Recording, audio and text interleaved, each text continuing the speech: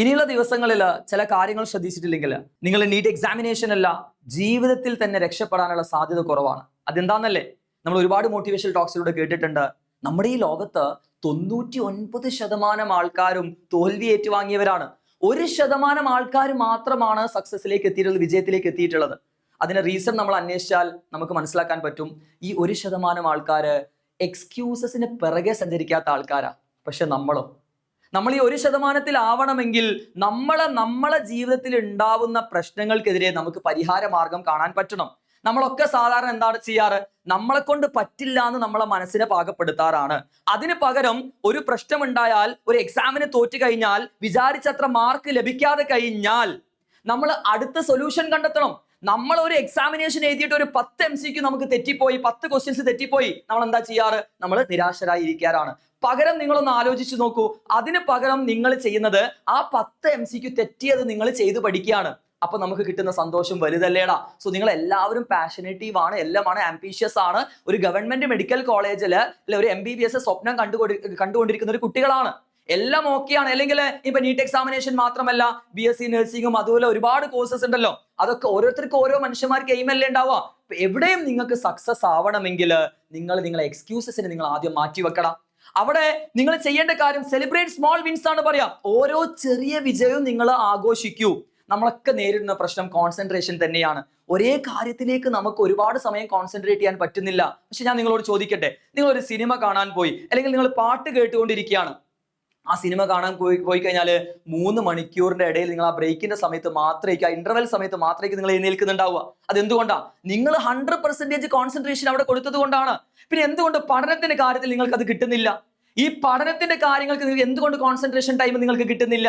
അല്ലെ, ആകെ 1 minute 2 minute ഒക്കെ കോൺസെൻട്രേഷൻ ടൈമുള്ള കുട്ടികളുണ്ട്. കാരണം അറ്റൻഷൻ സ്പാൻ ഒക്കെ കുറഞ്ഞു. അതിന് കാരണക്കാരൻ നമ്മളെ ഡിസ്ട്രാക്ഷൻ ഉണ്ടാക്കുന്ന കാര്യങ്ങൾ തന്നെയാണ്.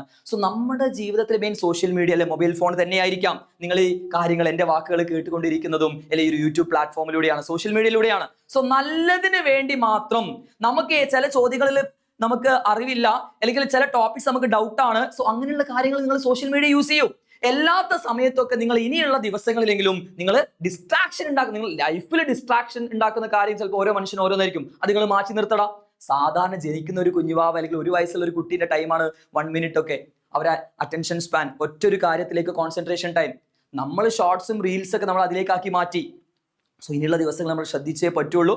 ഒരു ട്രിക്ക് ഞാൻ പറഞ്ഞുതരാം. 30-40 മിനിറ്റ് നിങ്ങൾ ഒരു സെഷൻ നിങ്ങൾ പഠിക്കാനും വേണ്ടി യൂസ് ചെയ്യുക. അത്രേ നമുക്ക് കോൺസെൻട്രേഷൻ ടൈം ഉള്ളൂ. ഒരു അറ്റൻഷൻ സ്പാൻ ഒരു അഡൾട്ടിന് മാക്സിമം 30 to 35 മിനിറ്റ്സ് ഒക്കെ ഉണ്ടാവുള്ളൂ. അപ്പൊ ആ ഒരു അരമണിക്കൂർ കഴിഞ്ഞാൽ നിങ്ങൾ 5 മിനിറ്റ് ബ്രേക്ക് എടുക്കണം. നിങ്ങൾ ഒരു അരമണിക്കൂർ പഠിച്ചിട്ട്, അല്ലെങ്കിൽ ഒരു 40 മിനിറ്റ് പഠിച്ചിട്ട് 5 മിനിറ്റ് ബ്രേക്ക് എടുക്കുക. അപ്പം നമ്മളെ ബ്രെയിന് വീണ്ടും സ്റ്റിമുലേഷൻ കിട്ടും. അപ്പൊ അടുത്തത് വീണ്ടും പഠിക്കാനുള്ള ഒരു ഉണർവ് നമുക്ക് കിട്ടും. അങ്ങനെ ഇത് നിങ്ങളെ ജീവിതത്തിൽ നിങ്ങൾ ഒരു ശീലമാക്കി കഴിഞ്ഞാൽ, ഒരു ഹാബിറ്റ് ആക്കി മാറ്റിയാൽ മതി. പവർ ഓഫ് പ്രാക്ടീസ് ആണ് പറയാ. Practice practice practice practice. ഒരിക്കലും ഒരു ഷോർട്ട് കട്ട് മെത്തേഡിലൂടെ ജീവിതത്തിൽ വിജയം കണ്ടെത്തിയ ഒരു വ്യക്തിയും ഒരു ഇൻഡിവിജ്വലും നമ്മുടെ ലോകത്തിലൂടെ കടന്നു പോയിട്ടില്ല. എല്ലാവരും അത്ര കഷ്ടപ്പെട്ട് കഠിനാധ്വാനം ചെയ്ത് ബുദ്ധിമുട്ടിയിട്ട് തന്നെയാണ് ജീവിതത്തിൽ സക്സസിലേക്ക് എത്തിയിട്ടുള്ളത്. സോ നിങ്ങളെ ജീവിതത്തിന്റെ ഭാഗമാക്കി മാറ്റുക. നമ്മളെ ഇപ്പൊ നേരിടാൻ പോകുന്നത് എക്സാമിനേഷൻ ആണ്. സോ അതിന്റെ ഫോർമാറ്റ് നമ്മൾ നമ്മളെ ഭാഗമാക്കി മാറ്റണം. MCQs നമ്മൾ പ്രാക്ടീസ് ചെയ്യണം. അപ്പൊ എന്താണ് ഈ എക്സാമിനേഷൻ മാത്രമല്ല, ഒരു കാര്യത്തിലേക്ക് നമുക്ക് എത്തണമെങ്കിൽ അത് സ്വപ്നം കണ്ടുകൊണ്ട് എന്തൊക്കെയാണ് അതിലേക്ക് നമുക്ക് ചെയ്യാൻ പറ്റുന്നത്? തോൽവികളൊക്കെ ജീവിതത്തിൽ സംഭവിക്കാം. അതിനെ ഓവർകം ചെയ്തുകൊണ്ട് നമുക്ക് മുന്നോട്ടേക്ക് സഞ്ചരിക്കാൻ പറ്റണം. അവിടെ നിങ്ങൾ ശ്രദ്ധിക്കേണ്ട കാര്യം, ഓരോ സെഷൻ നിങ്ങൾ ഇപ്പൊ പഠനത്തിന്റെ കാര്യം പറയാൻ നിങ്ങൾ സ്റ്റാർട്ട് ചെയ്യുന്ന സമയത്ത് ദാറ്റ് ഈസ് ഷോർട്ട് മെഡിറ്റേഷൻ. ഇത് പ്രൂവ് ചെയ്ത ടെക്നിക്കാണ്. നിങ്ങൾ ഓരോ സെഷൻ അല്ലെ, ഇൻ ബിറ്റ്വീനിൽ ഓരോ ഗ്യാപ്പ് എടുക്കുന്നില്ലേ? ഓരോ 15 മിനിറ്റ് അല്ലെങ്കിൽ ഒരു 40 മിനിറ്റ് പഠിച്ചിട്ട് ഒരു 10 മിനിറ്റ് അല്ലെങ്കിൽ 5 മിനിറ്റ് ഗ്യാപ്പ് എടുക്കുന്നില്ലേ?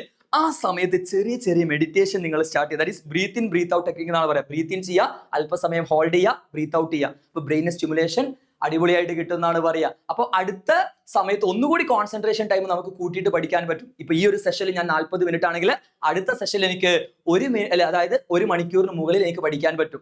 സോ ഇനിയുള്ള ദിവസം അത്രയ്ക്ക് ഇമ്പോർട്ടന്റ് ആണ്. എല്ലാ ദിവസവും ഫുൾ ടൈം ഇരുന്ന് പഠിക്കണം എന്ന് ഞാൻ പറയുന്നില്ല. ആ പഠിക്കുന്ന ടൈം എഫക്റ്റീവ് ആയിട്ട് പഠിക്കണം. So very important. ഒരൊറ്റ കാര്യം ഞാൻ പറഞ്ഞുള്ളൂ, ഡിസ്ട്രാക്ഷൻ ഉണ്ടാക്കുന്ന കാര്യങ്ങൾ നിങ്ങൾ മാറ്റി നിർത്തുക. നിങ്ങൾ ജീവിതത്തിലെ ലക്ഷ്യത്തിലേക്ക് എത്തുക.